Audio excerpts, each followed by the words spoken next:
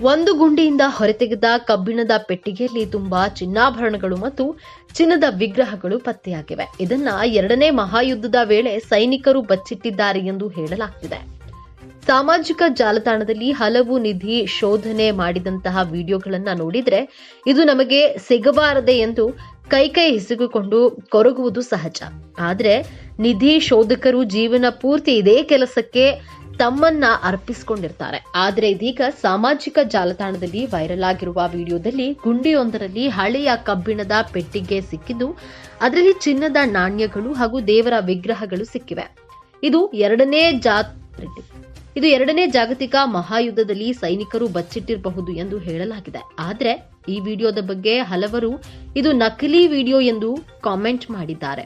ಹೌದು, ನಿಧಿ ಸಿಕ್ಕಿದ್ರ ವಿಡಿಯೋಗಳು ಸೋಷಿಯಲ್ ಮೀಡಿಯಾದಲ್ಲಿ ಭಾರಿ ಜನಪ್ರಿಯ ಆಗ್ತಿವೆ. ಅಂತಹ ಹಲವು ವಿಡಿಯೋಗಳು ಈಗಾಗಲೇ ವೈರಲ್ ಆಗಿವೆ. ಆದ್ರೆ ಕೆಲವು ನಕಲಿ ವಿಡಿಯೋಗಳು ಇವೆ. ಜನ ಅವುಗಳ ನಿಜಾಂಶವನ್ನ ಪ್ರಶ್ನಿಸಿ ನೀವು ಜನರಿಗೆ ವಂಚನೆ ಮಾಡ್ತಿದ್ದೀರಿ ಎಂದು ಟೀಕೆಗೂ ಗುರಿಯಾಗ್ತಾರೆ. ಈಗ ವೈರಲ್ ಆಗಿರುವ ಒಂದು ವಿಡಿಯೋದ ಬಗ್ಗೆ ಜನ ಎರಡು ಬಣ ಆಗಿದ್ದಾರೆ.